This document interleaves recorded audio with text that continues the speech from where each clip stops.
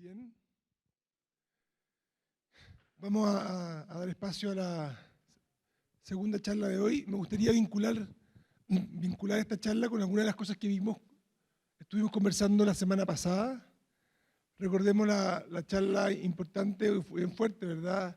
Tanto de pobreza, de Alejandra Pizarro, de desigualdad, ¿verdad? De Osvaldo Larrañaga.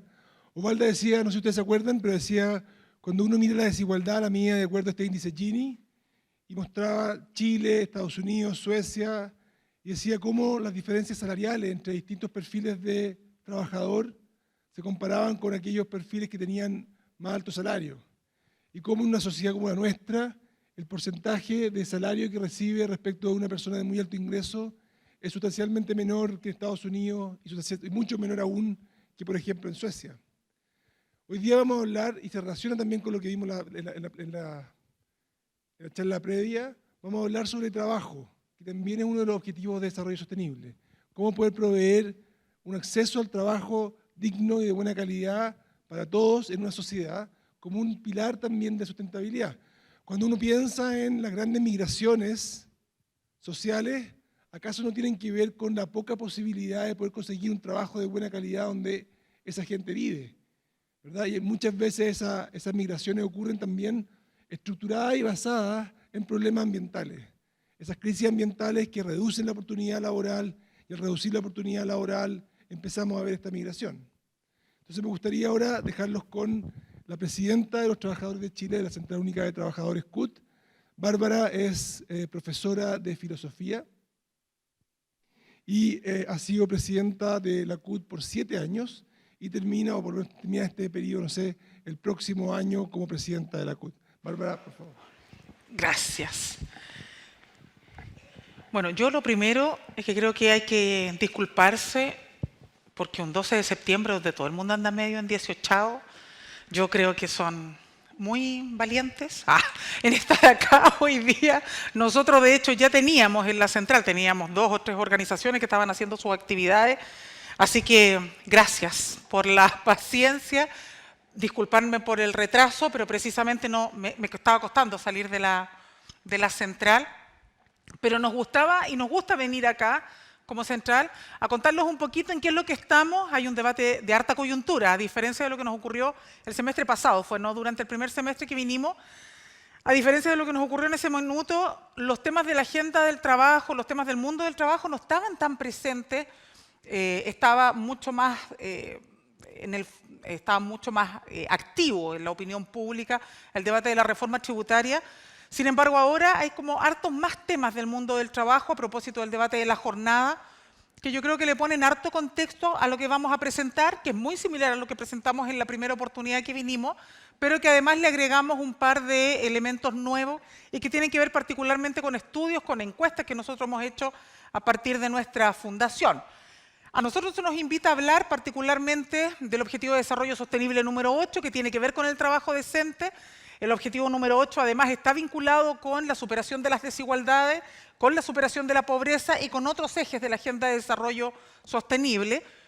Y por lo tanto para nosotros en realidad hablar sobre el desafío de empleo decente y crecimiento, más que tener que ver con una agenda particular, nos parece que es bien desafiante por esta dicotomía que se genera en el debate, ¿no?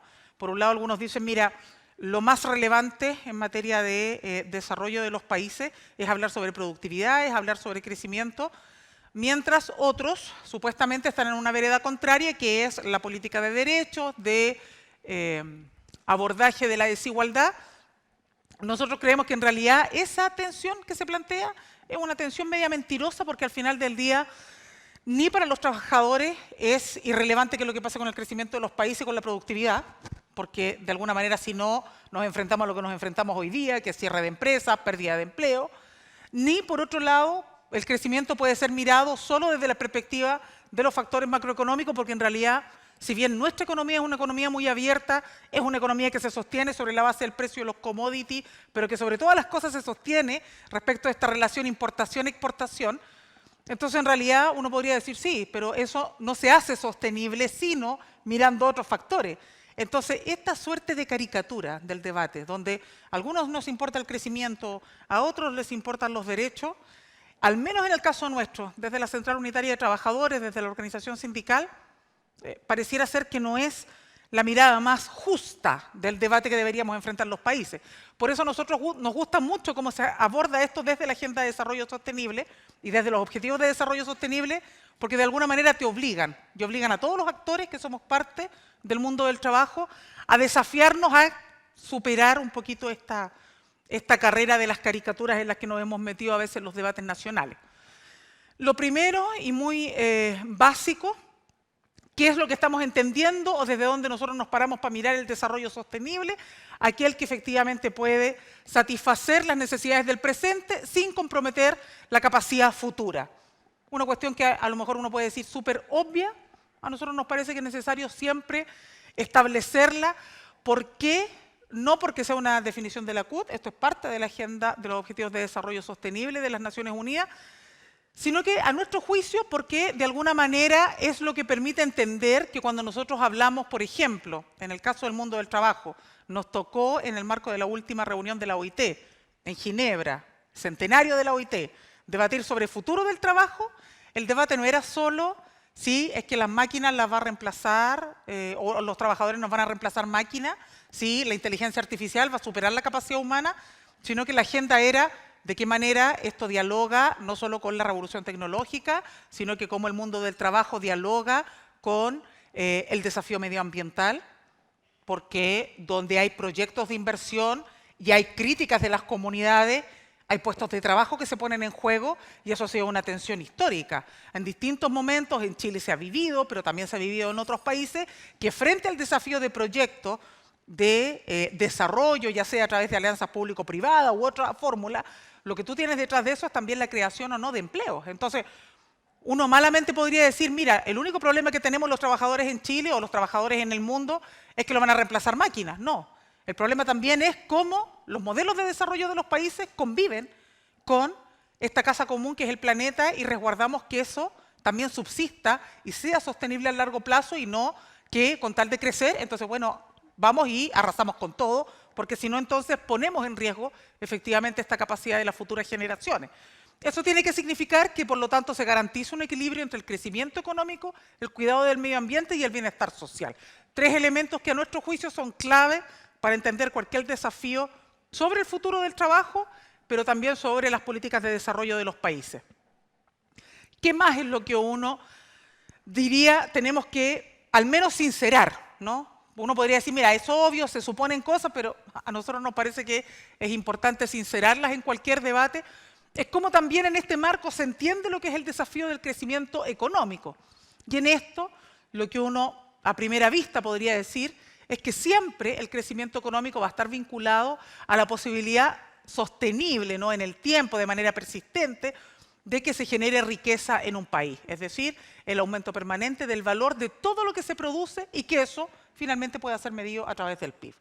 Cuando nosotros nos dicen, mira, tenemos un problema en Chile porque estamos creciendo menos, en el fondo es porque todos estamos partiendo de una base común y es que con el tiempo tenemos que hacer que los países tengan capacidad de crecer de manera sostenible, tenemos que hacer que los países puedan generar riqueza de manera permanente, porque de otra manera no se pueden sostener muchas políticas públicas y eso a nosotros nos parece que nadie podría decir que eso es un problema solo del neoliberalismo o que compartir esa mirada es una mirada estrecha que en el fondo nos hace traicionar principios. A nosotros nos parece que todo lo contrario, uno en esa materia tiene que ser suficientemente inteligente para enfrentar este desafío de la mejor forma posible. Donde sí hacemos nosotros, respecto al crecimiento económico, un punto que a nuestro juicio esta posibilidad de tener un crecimiento persistente y que permita que entonces todo aquello que nosotros vamos generando, todo aquel valor que se genera, efectivamente se transforme en Producto Interno Bruto, que eso sea en el marco de la combinación de trabajo, tecnología y capital. Es decir, no es solo un factor, es una relación lo más integral posible, a juicio de algunos de nosotros, no todo el mundo sindical, también una relación bastante dialéctica. Es legítimo entonces, en ese sentido, decir, bueno, ¿debe el crecimiento económico medirse por la riqueza que se produce o también entonces debe medirse por la distribución que genera? Si nosotros decimos que el crecimiento tiene que ser sostenible, si para que un país pueda proyectarse tiene que tener una capacidad de crecimiento sostenible, y en eso ustedes tienen mucho más elementos de lo que uno pudiera entregarles acá. Pero eso nosotros lo entendemos al menos como la combinación de factores, tecnología, innovación, la capacidad humana y el capital. Entonces uno también podría preguntarse, bueno, si son factores combinados los que estén en relación, ¿el crecimiento es solo a partir de factores económicos o tenemos que también mirar cómo estos se van a distribuir? No solo la riqueza que logramos generar, sino que cómo también eso efectivamente logra tener una distribución equitativa que permita que todas y todos los actores que forman parte de este proceso y de la combinación de agentes efectivamente pueda entregar una mirada de un crecimiento mucho más integral.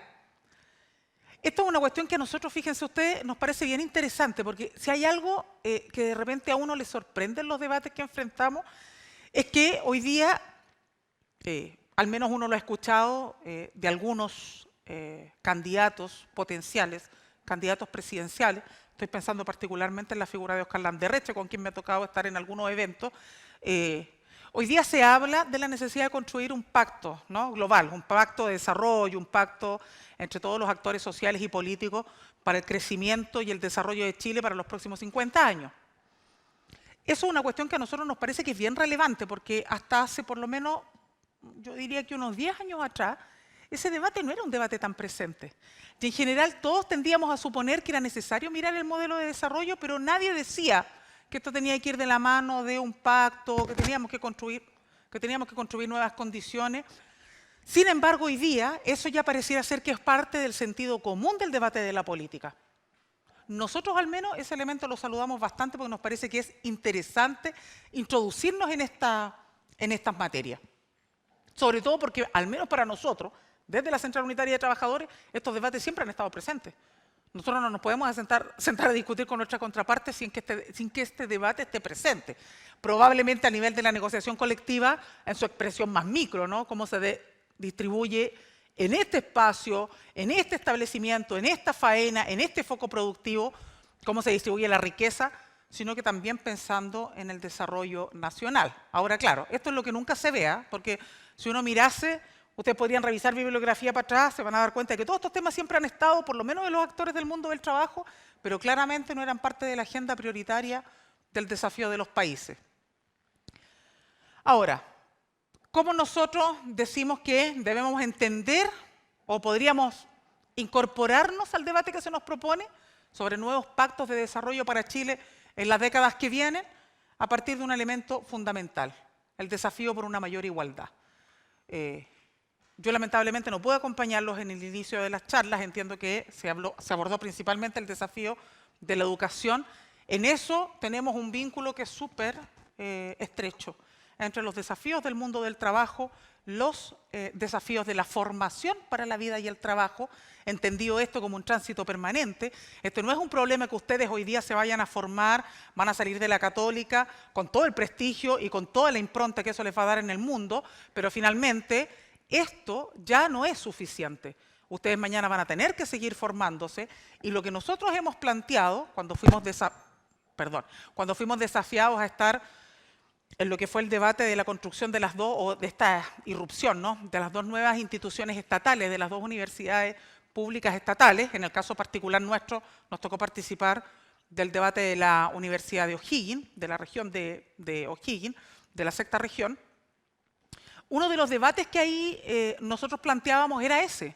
¿Cómo lográbamos que, por ejemplo, los espacios de formación superior, entiéndase por ello los centros de formación técnica, los institutos profesionales, las universidades, no fueran ese departamento estanco donde yo me formé hoy día y después, bueno, ahí veo cómo lo hago para tener postítulos, para tener posgrados, para tener más currículum, sino que se entendieran también como espacios abiertos, donde el conocimiento tiene que transitar y donde el problema no es solo que tú llegues para que te enseñen, sino que con tu expertise profesional tú también poder contribuir al espacio formativo con saberes que no siempre van a estar al alcance necesariamente de la academia. Ese debate es un debate trascendental a la hora de pensar, por ejemplo, en estos desafíos de que el crecimiento efectivamente no sea solo la acumulación de riqueza, sino que sea la acumulación y distribución de aquella riqueza entre todos los actores y las actrices. ¿Por qué? Porque de lo contrario, si nosotros sostenemos o seguimos sosteniendo amplios niveles de desigualdad, y entiendo que para eso vieron los gráficos de los datos de la escala esta Gini y todas estas nomenclaturas, ¿no?, que se ocupan hoy día, pero que en realidad uno podría decir que, en el caso nuestro, decir que la población, o más del 50% de la población asalariada, sigue siendo pobre pese a recibir salario, debería ser el dato más evidente de que en realidad tenemos un problema respecto a la distribución de la riqueza y que por lo tanto tenemos un problema de igualdad. Pero recogiendo el guante de lo que todo el mundo te plantea, que es, bueno, ya, pero no sean tan socialistas en las demandas, sino que también háganse cargo del desarrollo de los países. A mí me tocó estar en el marco de la conferencia de la OIT con Christine Lagarde. Y Christine Lagarde decía, sin que uno pudiera decir por eso que ella es una socialista, ella era bien enfática en señalar en la exposición que hizo en la conferencia de la OIT que la desigualdad en los ingresos en los países ya dejó de ser un problema solo de los países. Desde a la medida que las desigualdades se siguen profundizando, nosotros estamos impidiendo que efectivamente los países se desarrollen y que por lo tanto las economías a nivel global tengan un mayor desarrollo. Entonces ella decía, mira, no solo a partir de lo que dicen los Nobeles de Economía, sino que a partir de la propia experiencia que ellos están recogiendo, mantener amplios niveles de desigualdad en los ingresos finalmente tiene un impacto gigantesco en los niveles de productividad nacional y también se traduce al final del día en la incapacidad de los países de tener mejores y mayores niveles de desarrollo. Yo con esto no quiero utilizar una falacia de autoridad, no quiero decir, oye, no, es que como lo dijo Christine Lagarde tiene razón, no, pero me parece que es significativo, porque esos son debates que a nivel mundial muchas veces se cree que no se están dando y que sí están siendo enfrentados por autoridades, como les digo, que nadie podría decir que porque dice eso Christine Lagarde, uno vaya a decir es un monumento al socialismo. No, es un dato empírico de la realidad. En condiciones de desigualdad profunda, los países no pueden ser más productivos y no podemos avanzar más. Por lo tanto, si nosotros queremos desarrollar mejores y mayores niveles de crecimiento, junto con la innovación, junto con los elementos de la formación para la vida y el trabajo, necesitamos que efectivamente los debates sobre brechas salariales y dentro de ellos las brechas de género, tanto en la incorporación de la mujer al mundo del trabajo como en la justa remuneración de su labor, son cuestiones que tenemos que abordar necesariamente. De lo contrario, ¿qué es lo que vamos a tener? Vamos a tener esta realidad, que más de la mitad de la población en Chile está en el rango de los 380.000 pesos. Hoy día se habla, en el último estudio de la Fundación Sol, de una media de 400.000 pesos, mientras que la línea de la pobreza sigue estando por sobre esa cifra. Es decir, ser asalariado en Chile no significa que deje de ser pobre. Y ese problema estructural es probablemente de los más importantes que tenemos que abordar hoy en día. No solamente por un problema productivo, sino también por las implicancias que eso significa para el ejercicio de una sana democracia. Un país donde por poner empeño para que el país se desarrolle no tiene una justa redistribución o retribución a la labor que desempeño, quiere decir que entonces genera desafección. Un país donde se genera alta desafección es un país donde la democracia se pone en riesgo porque se debilita. Porque da lo mismo si yo hago algo o no hago algo, porque finalmente, si esta realidad no se aborda, entonces vamos a estar todos un poquitito jodidos y ahí después escuchamos, da lo mismo si yo voy o no voy a votar, da lo mismo quién sale electo o no sale electo, porque al final del día yo igual me voy a tener que levantar a trabajar y a ganar un salario que no me va a permitir dejar de ser pobre. Las brechas de género, como les decía, una cuestión que para nosotros también es fundamental, no solo por el debate sobre la emancipación, ¿no?, y la autonomía económica como un elemento particularmente relevante a la hora de hablar de la emancipación de la mujer, sino que también porque efectivamente de esta manera lo que nosotros hacemos es retrasar la posibilidad de crecimiento.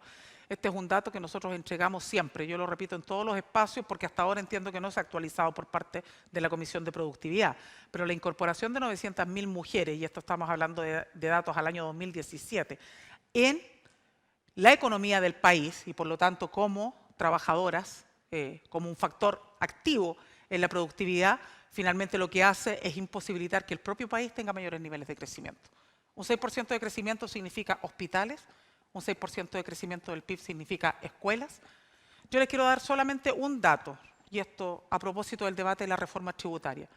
Cuando se dice que con la reforma tributaria se pueden reducir en 833.000 millones de dólares los ingresos de Chile, yo les quiero decir que para que se construya una línea de metro en nuestro país se requieren 1.000 millones de dólares.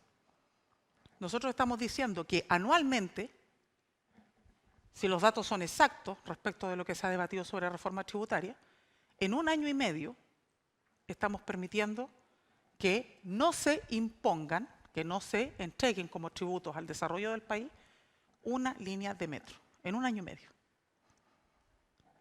Imagínense lo que eso puede significar con una mayor incorporación de las mujeres también. No solamente más construcción de líneas de metro, sino que, por ejemplo, asegurar medidas como una efectiva sala cuna universal, no solo para las trabajadoras, sino que también para los trabajadores.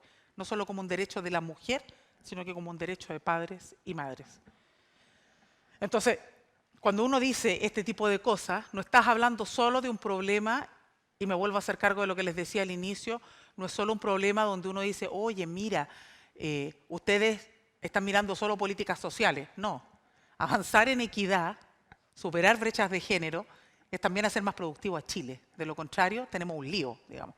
De lo contrario, suponer que esto es solo dar sin que nosotros seamos sujetos, no solo de derechos, que uno podría decir, ya hay una negación de derechos, sino que también es, por sobre todas las cosas, negar la capacidad que nosotros tenemos de hacer más productivo Chile, que es parte de los debates que tenemos en materia de incorporación de la mujer al mundo del trabajo. Siempre se supone que nosotros vamos a tener que estar en áreas como educación, nosotros vamos a tener que estar en áreas como la salud, donde principalmente y de manera efectiva hay muchas más mujeres que varones. Pero eso ya tiene que ver con sesgo. No es que nosotros no podamos estar en otras áreas y ser tan o más productivas que lo que pueden ser los varones. Gráficos respecto, y estos son los datos de Oxfam, respecto de cómo se distribuye la riqueza, solo para reafirmar el punto respecto de la distribución y las políticas de desigualdad que se han ido desarrollando, cómo estas escalas finalmente a mayor cantidad de años, en vez de ir decreciendo, se van aumentando.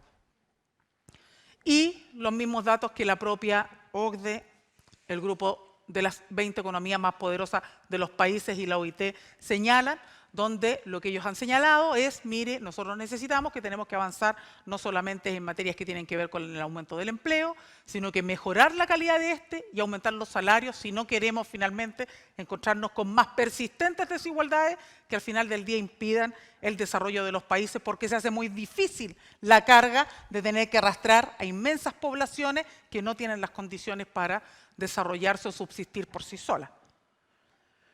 Y en ese marco, el debate que nosotros tenemos y que ha desarrollado no solamente el mundo sindical, sino que en esto también ha contribuido mucho el mundo empresarial y que también ha estado en la síntesis del debate de la propia OIT.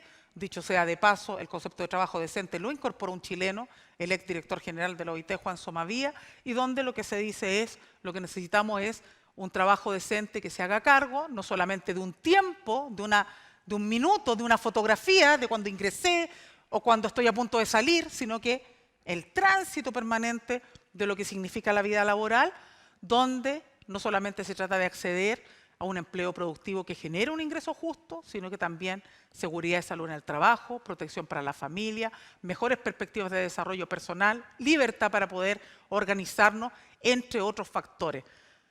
Antes de ayer, día martes, nosotros tuvimos un congreso internacional con centrales de Argentina, Colombia y Perú sobre seguridad y salud en el trabajo. Ese mismo día murió un trabajador de la minería, trabajador que murió en faena. O sea, este debate tiene que ver con salario, sí, pero ser más productivo y tener mejores condiciones de equidad también tiene que ver con que tú no llegues en un cajón a tu casa por ir a trabajar, tiene que ver con el derecho a organizarte, tiene que ver con todos esos otros factores que a veces se olvidan. Y en esto permítanme una reflexión. El debate sobre el trabajo decente en el mundo está adquiriendo una característica que es bien significativa. Dejó de ser solo el debate sobre estos aspectos incluso, y está mutando hoy día hacia un debate donde se está hablando del valor del trabajo. El valor del trabajo significa un valor en términos de remuneración, pero por sobre todas las cosas significa estos otros aspectos. Desarrollo personal, un desarrollo integral, el debate sobre seguridad y salud en el trabajo. Esa es una perspectiva bien interesante que se está viendo en el debate mundial sobre los desafíos del trabajo del futuro y que tengo la impresión de que en el caso de nuestro país todavía está absolutamente limitado y sería bien interesante que nosotros nos pusiéramos a pensar no solo qué tipo de trabajo queremos, no solo el tipo de jornada que queremos tener, sino que también cuánto valor le damos al trabajo como un elemento sustantivo para el desarrollo de los países. Ahí hay un debate súper interesante que en algunos lugares se está dando, hay algunos centros de pensamiento que están reflexionando sobre esto, pero que a nosotros nos parece que además sería una mejor manera de enfrentar los desafíos en el mundo del trabajo que quizás como lo estamos haciendo hasta ahora, donde sigue siendo un debate de parcelas. Es el debate de jornada, es el debate de salario, es el debate de negociación colectiva, y en realidad es todo eso y un poquito más, porque no es solo la suma de partes, es una mirada más integral sobre el valor del trabajo y cuánto han entregado los trabajadores y las trabajadoras para el desarrollo de los países, al menos mirándolo desde la perspectiva de la OIT. Estamos hablando que los últimos 100 años de historia, que es de lo que puede hacerse cargo la OIT como institución, el ingreso de los países y la productividad a nivel mundial ha crecido sustantivamente, mucho más que la capacidad que hemos tenido los países de enfrentar el debate sobre el valor del trabajo.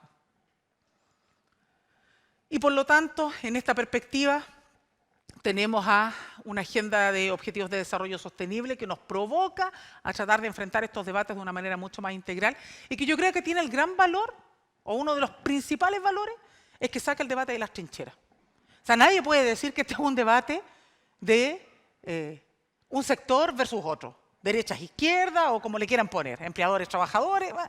La gracia que tiene que esto sea en el marco de organismos internacionales, de organismos como Naciones Unidas, como la propia OIT, es que de alguna manera nos permite decir, mira, estas no son reflexiones de un grupo de loquitos de Chile o de un grupo de loquitos de no sé dónde, es un debate que de alguna manera nos convoca a todos y convoca en primer lugar a los estados a hacer reflexiones. Yo creo que en ese sentido tenemos un tremendo desafío. Y eso, ahora claro, en estos debates uno tiene que tomar posición, nosotros no somos neutrales, la CUT no es neutral en ese debate. Nosotros creemos que el debate del crecimiento económico tiene que estar en la orden del día, pero ese debate tiene que ser también, con un aspecto relevante, preferente, prioritario de la agenda, tiene que estar también muy vinculado al desafío sobre políticas que estén pensando en los trabajadores como un sujeto de derechos, como un sujeto constructor y movilizador de las economías de los países y por lo tanto donde el debate del salario y del crecimiento económico guiado por los salarios y el crecimiento de los salarios nos parece que es una mirada absolutamente posible en el debate nacional y en el debate mundial. Hay otros que nos dicen que no es así y ese es parte del debate que estamos teniendo en nuestros países. Las políticas en este sentido, nosotros hemos dicho, pueden ser mirando solamente los aspectos del capital, pueden ser mirando también las posiciones o las propuestas desde el mundo del trabajo, y en ese sentido nosotros hemos dicho hay que reforzar aspectos como la negociación colectiva, los sindicatos, incrementar los salarios, todo aquello que probablemente ustedes dicen, mira, es bastante obvio que tenga que hacerlo una organización sindical, ¿no? Es como parte del ABC de la posibilidad de construir debate donde se incorporen todas las visiones, que nosotros pongamos estos énfasis en el debate público. Ahora, ¿qué es lo que encontramos hoy día? ¿A qué es lo que estamos enfrentados nosotros? Porque uno podría decir, bueno, ya todo lo que dice la CUT está bien, tienen un rollo, se sostienen en datos internacionales, tratan de mirar la experiencia internacional, qué es lo que están planteando los organismos internacionales. Pero, ¿cuál es el debate que estamos haciendo acá en Chile? Ya ustedes tienen una posición, hay sectores que tienen otra, ¿cómo se enfrenta eso en materia de las iniciativas legislativas? Tenemos debates en curso, reforma a las pensiones, tenemos en curso debate de reforma laboral, tenemos en curso debate de reforma a la salud, tenemos en curso debate de reforma tributaria. Yo me quiero detener particularmente en el debate de reforma laboral. En materia de reforma laboral, si bien lo que ha acaparado la agenda pública es el debate sobre la jornada laboral, y particularmente la reducción de la jornada laboral, yo les quiero decir que para el mundo sindical el debate no es solo la reducción de la jornada. No es solo si vamos a tener una jornada de 45 o de 40. Hoy día nosotros tenemos dos proyectos de ley transitando en paralelo.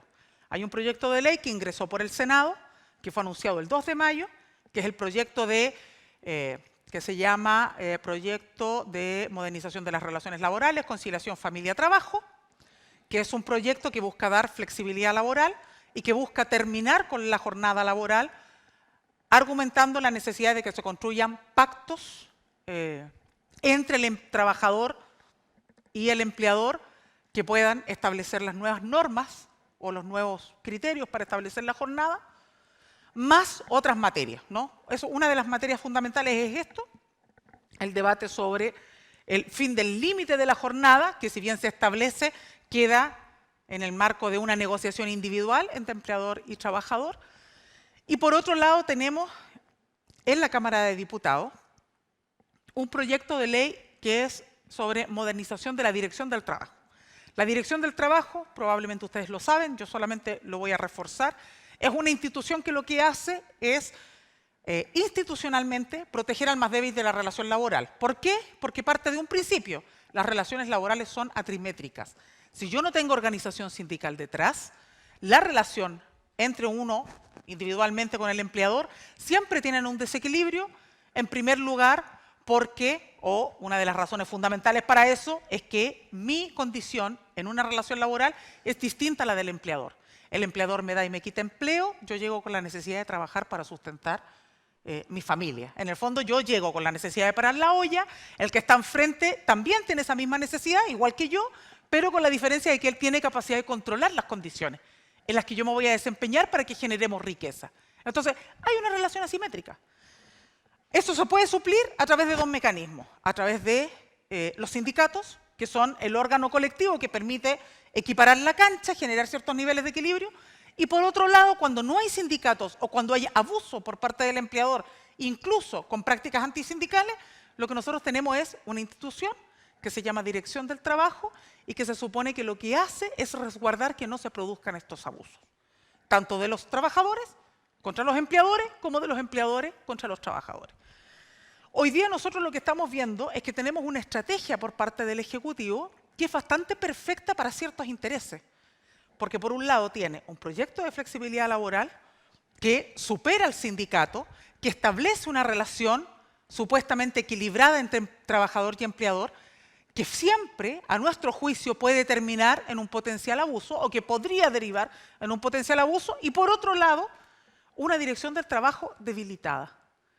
Nos parece a nosotros que ahí hay un riesgo muy grande en el debate, pero que no es parte del debate. Y eso es lo más complejo para nosotros, porque lo que hoy día se toma la agenda pública es si nosotros vamos a reducir la jornada de 45 a 40. Y uno, ¿por qué va a estar en contra de una medida como esa? No tendríamos por qué estar en contra. El problema es, ¿lo que vamos a terminar debatiendo es reducción de jornada o lo que vamos a terminar debatiendo es reducción de jornada con flexibilidad? Esa es la pregunta, por ejemplo, para nosotros. Porque si no, ¿cómo me explico que haya dos proyectos de ley transitando en el Congreso? Claro, uno dice, sí, pero eso no es lo que se ve en los medios. Sí, pero cuidado. Lo que los medios tienen hoy día como gran debate del mundo del trabajo no se hace cargo de esto otro. Y ahí vuelvo a algo que señalaba hace 2 láminas atrás.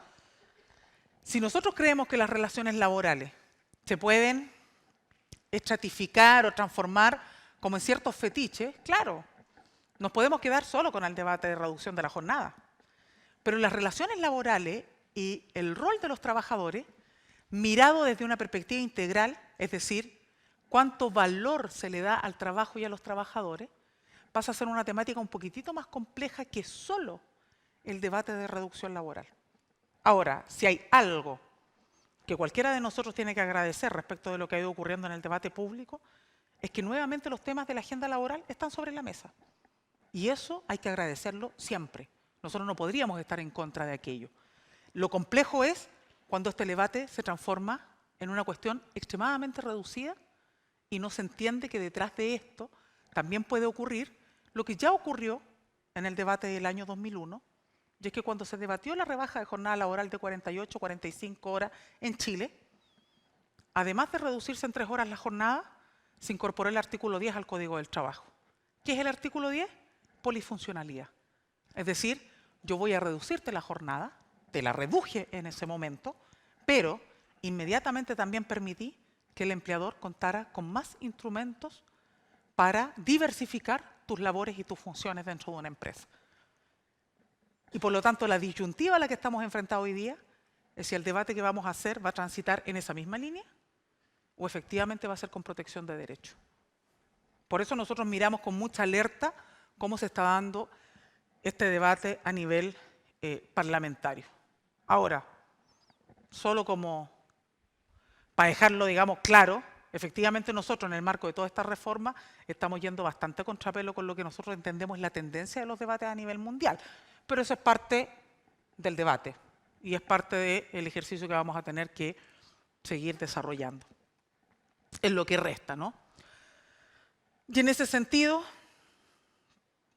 probablemente hay un debate aquí que también pareciera ser que está dando vueltas, pero que no se verbaliza de esa manera. Pero probablemente parte de lo que está dando vuelta en el debate que estamos haciendo hoy día en Chile respecto a los temas del mundo del trabajo, mucho tienen que ver también con cómo nosotros calificamos a los trabajadores. Algunos creen que parte del debate es que ya no tenemos clase trabajadora y que en realidad a lo que estamos enfrentados es a sujetos que se definen por su capacidad de consumo. Esa capacidad de consumo entonces los califica en el rango de clases altas o acomodadas, clases medias bajas, clase baja. Hay otros que todavía creemos que el debate sigue siendo respecto de clase trabajadora versus sectores que representan al capital. Ahora, lo cierto es que si uno mira la realidad de Chile, incluso en el marco del debate de lo que algunos dicen es el debate de la clase media, no de la clase trabajadora, efectivamente nosotros estamos ante una tendencia mundial donde el desafío o donde lo que se ve es que lo que tú tienes son sectores y capacidad de consumo cada vez más precarizados. Hay un texto bien significativo que da cuenta, es un compilado de artículos, se llama La clase trabajadora en el siglo XXI, es un texto donde hay una recopilación de distintas investigaciones que se hicieron en España, que han tomado, en algunos casos, los últimos 10 años, en algunos otros, particularmente los procesos post-crisis económica. Y uno de los elementos que se señalan en estos artículos es que efectivamente una tendencia que se percibe tanto a nivel de los estudios oficiales como las propias investigaciones que han hecho centros de estudios en España, es que lo que fue ocurriendo con la crisis es que de sectores que en su minuto se identificaban como clase media, después de un par de años post-crisis, tendieron a calificarse como clase trabajadora, y particularmente clase trabajadora precarizada.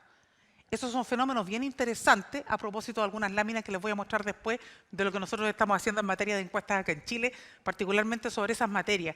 Pero esto, que de alguna manera para algunos pareciera ser que es la manera de revertir el debate como más antiguo, ¿no? Sobre las clases sociales, sobre el debate de las posiciones más marxistas y que nos tratan de catalogar en torno a estas definiciones de capacidad de consumo y hablarnos de la clase media, también nos devela que en gran parte a lo que estamos enfrentados, sobre todo en nuestro país, es a clases medias que también están bastante pauperizadas. Y ese debiera ser entonces siempre una preocupación principal, más que estar preocupado de que si le cambiamos el nombre de que son trabajadores a que pasaron a ser clase media u otras nomenclaturas que al final del día por sí solas no se hacen cargo del desafío principal. ¿Cómo viven entonces los trabajadores en Chile si se supone que están tan pauperizados? Porque uno dice, bueno, ya, pero de todos los días vemos a la gente y la gente igual va a los malls y no sé qué y no sé cuánto. Bueno, porque finalmente lo que hacemos es endeudarnos. Simple. No es que lo estemos haciendo a partir de salarios que nos permiten vivir. Lo hacemos a partir de salarios que lo que sí nos permiten es pagar deuda. Y por lo tanto estamos viviendo con el salario de hoy para pagar deudas que, por cierto, que trascienden con mucho 1 o 2 meses probablemente mucho más al nivel de un año y medio de endeudamiento. Y estos son datos del propio Banco Central, donde nos han hablado de que tenemos un nivel de endeudamiento de un 73% de nuestros ingresos. Entonces, ¿sobrevivimos? Sí, pero no sobrevivimos a costa de ingresos autónomos, sino que estamos sobreviviendo a costa de altos niveles de endeudamiento. Lo que por otro lado trae aparejado que si yo soy una persona que está endeudada, soy una persona que está agobiada, yo voy a enfrentarme con mi empleador, le digo a mi empleador que quiero un aumento de sueldo, mi empleador me dice yo no te puedo dar aumento de sueldo y si no te gusta te echo, yo no puedo ser despedido porque yo tengo altos niveles de deuda, entonces este es un círculo que termina siendo bastante esclavizante al final del día para el trabajador. ¿Qué hacer? ¿El único camino que tenemos para crecer es a costa de la pobreza o de los bajos salarios? Esa es la pregunta que al final del día nos hacíamos el primer semestre y lo terrible es que tenemos que seguir haciéndola este segundo semestre. Yo espero que en un par de años, quien sea que le toque estar por la Central Unitaria de Trabajadores acá, la pregunta no siga siendo esa, sino que ya otra, ¿no? Porque si no es bastante desesperanzador el futuro. Pero para enfrentar esto con mejores instrumentos, y no quedarnos estancados en posiciones a veces muy estrechas, nosotros estamos haciendo algunos esfuerzos. Y eso es lo que estamos desarrollando. Nosotros tenemos como Central Unitaria de Trabajadores una fundación, que es la Fundación de Investigación en Estudios Laborales, FIEL. No es que todos los que son parte de la FIEL sean fieles, por cierto. No, sí lo son todos nuestros compañeros ahí. Y ahí tenemos un equipo de economistas, abogados laboralistas, sociólogos, antropólogos y antropólogas. Y nosotros dijimos, mira, ya, nosotros tenemos un diagnóstico, tenemos una manera de entender esta realidad que no necesariamente comparten otros actores, pero ¿cómo ayudamos en estos debates? ¿Cómo tratamos de ir un poquitito más allá? Y lo que hicimos fue construir esto que se llama el barómetro del trabajo. Esto no fue una construcción de la FIEL.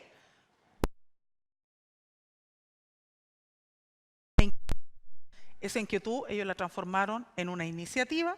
Esa iniciativa se fue a conversar con Mori, que es un centro de encuestas, que es lo que lleva el barómetro en distintas otras materias, que hace encuestas electorales, y fuimos a hablar con Marta Lago, y se desarrolló este instrumento.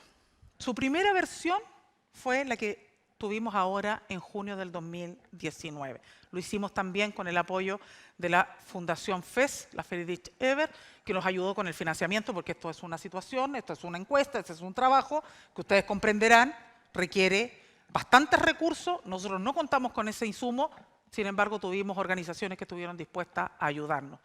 Esta es la primera vez que Chile cuenta con un barómetro, con una encuesta, para ir a identificar temas que tienen que ver con el mundo del trabajo. La primera vez.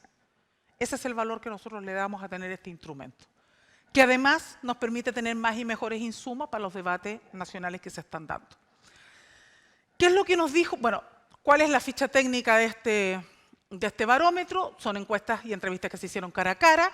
En su primera versión solamente se desarrolló en el Gran Santiago. Las versiones que se van a desarrollar ahora ya van a ser a nivel nacional. Y vamos a tener, por lo tanto, no solo un testeo de qué es lo que opina la población en la región metropolitana y las comunas que la componen, también San Bernardo, Cordillera, todo lo demás, sino que también después nos interesa ir a contrastar datos con lo que se opina a nivel nacional en sectores urbanos, pero también rurales. Fue una muestra con 600 casos, un error muestral del 3%, tuvo su tiempo de aplicación. Y a nosotros nos parece que en ese sentido es bastante sustantiva la información que se recoge acá, sobre todo por este ejercicio de hacer una encuesta que es cara a cara. Nos quedan 5 minutos y ahí estamos porque las láminas son bien precisas. A propósito de este debate de las clases medias, ¿no? Que dicho sea de paso, no es un debate de la cota 1000 para arriba. Yo estoy hablando de eso y cuando hablo de eso estoy diciendo que la propia izquierda, no solamente en Chile, sino que en América Latina y en el mundo, debate hoy día si podemos seguir hablando de clase trabajadora. O sea, este no es un debate que algunos sectores, yo al menos, que soy de una clara matriz política, que soy militante de un partido, del Partido Comunista. O sea, este no es un debate que a nosotros, o sea, que esté de las puertas de la izquierda para afuera, este es un debate que dentro de la propia izquierda está. ¿Sigue siendo el mundo trabajador el sujeto de cambio? ¿En realidad los trabajadores se perciben como trabajadores? ¿En realidad a lo mejor la gente se percibe como clase media o se caracteriza de otra manera? Una de las cosas que se preguntó en una encuesta que es bien contundente, tiene muchos más datos de los que nosotros les vamos a presentar ahora, pero que a mí me parecía que era súper relevante traerla a colación de esta presentación. Fíjense ustedes que, a sorpresa de muchos consultados sobre cómo se define usted, mire, más allá de la clase social, ¿cómo se describiría usted? 77% de los encuestados dice que como trabajador, trabajadora, empleado, empleada e incluso obrero u obrera.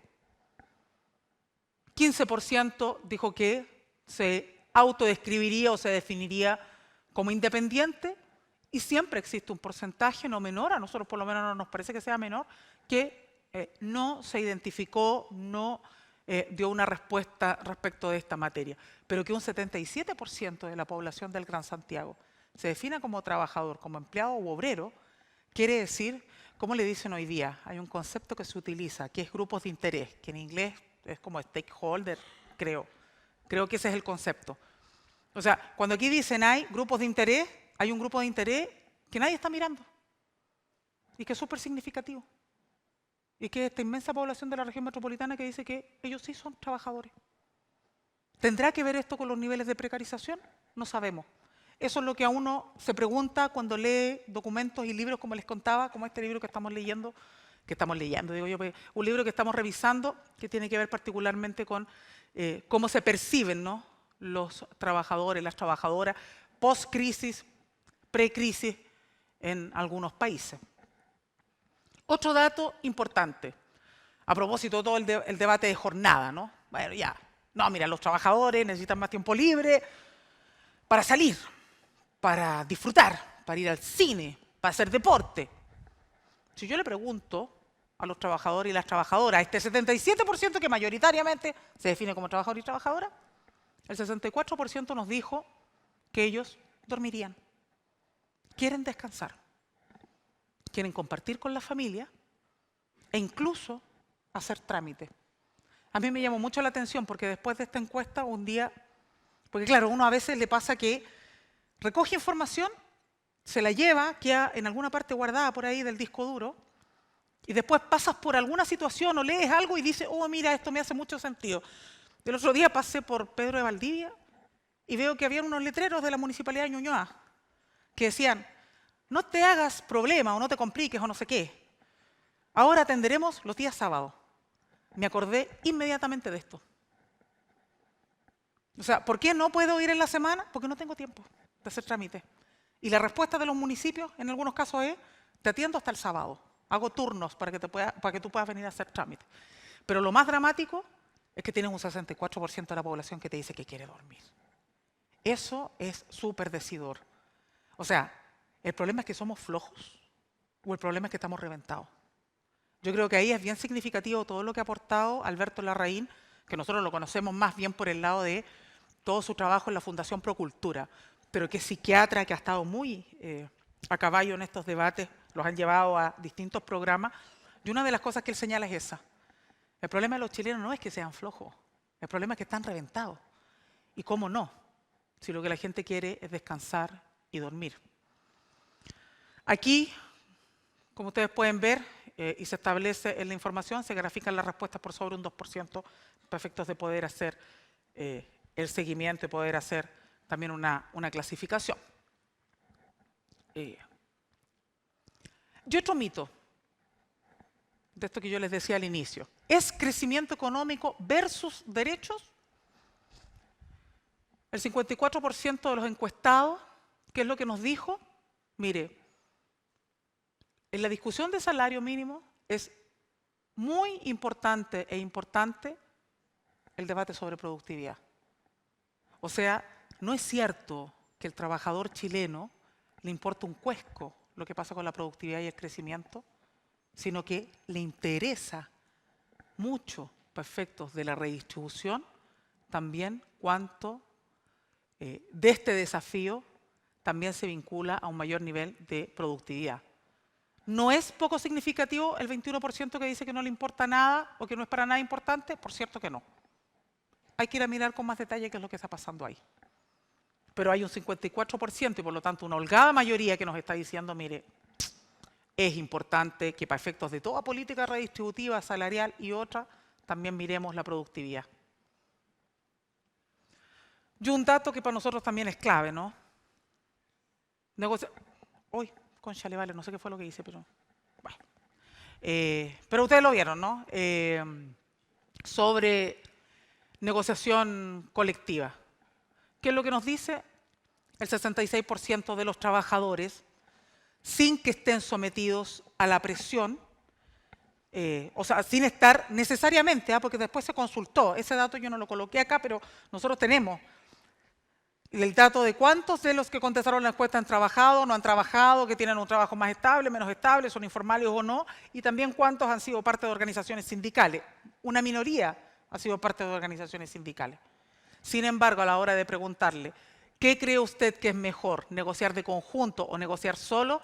Hay un sentido de realidad que les dice mucho, de que la mejor manera de negociar es a través de órganos colectivos. Y nosotros, exprofeso, hicimos la consulta así. No es que nosotros consultamos por el sindicato, consultamos. ¿Usted cree que es mejor negociar solo o negociar en conjunto con otro? Para que después nos dijeran, hay un sesgo, ustedes le están poniendo de más al sindicato. No, quisimos hacerlo lo más neutral posible. ¿Usted cree que es solo o con más gente? La respuesta mayoritaria, 60%, negociar en conjunto con otro. ¿Qué nos está diciendo esto respecto del debate que estamos haciendo en Chile? Primero, que hay un sujeto trabajador, sujeto trabajadora, que existe en nuestro país. Lo que pasa es que no lo hemos visibilizado, pero existe. Segundo, que ese sujeto trabajador no es un sujeto trabajador irracional en sus demandas, no es un sujeto descabellado. Nosotros consultamos por el debate de 40 horas. Creo que no les incorporé esa lámina. No, no les incorporamos. Pero nosotros consultamos por 3 opciones. 45, 40 o 36. Porque dijimos, claro, si el debate siempre es respecto de 2 opciones, es como medio obvio para dónde puede ir la respuesta. Entonces dijimos, mira, incorporemos una tercera opción, que era una jornada de 36 horas. Mayoritariamente la respuesta fue 40, sobre el 60%. ¿Qué trato de decir con esto? Que todas las láminas anteriores, que ustedes pueden decir, mira, no, que chamuyenta, que no sé qué, que no sé cuánto, mira, tienen datos, tomaron los datos en función de su interpretación o para dónde quieren orientar un debate, ustedes lo pueden contrastar con esto. O sea, en Chile tenemos trabajadores que están reventados, que necesitan descansar. En Chile tenemos, más que clase media, una población que se identifica como trabajador, empleado u obrero. Y en Chile tenemos una población trabajadora que es absolutamente racional a la hora de pensar en las reformas. Que no es descabellado, que no demanda todo, que no es del todo nada, que es absolutamente racional.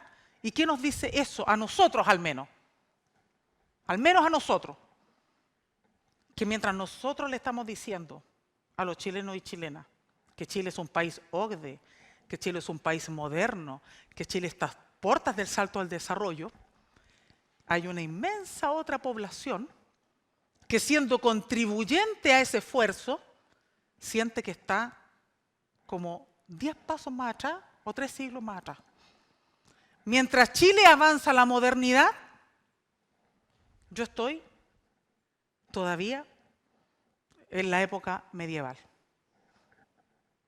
Ese es el problema que tenemos para enfrentar un desafío respecto a una agenda de desarrollo sostenible que ponga, como nos invita la OIT, en el centro a las personas. Y yo creo que en ese sentido era bien importante contarles también estos datos del barómetro del trabajo, porque son un elemento que contribuye al debate que estamos haciendo en Chile. Por eso les decía, cuando algunos nos quieran decir, esto es blanco-negro, esto es rebaja de jornada o es flexibilidad, nosotros al menos, desde la CUT decimos, cuidado, no es tan así. Miremos bien este tipo de datos antes de decir, esto es así o es acá.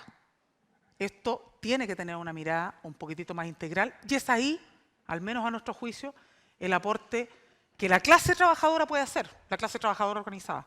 Ese es el aporte que podemos hacer centrales sindicales. Ese es el aporte que podemos hacer los sindicatos. Esa es la contribución que nosotros podemos poner al servicio del desafío del país.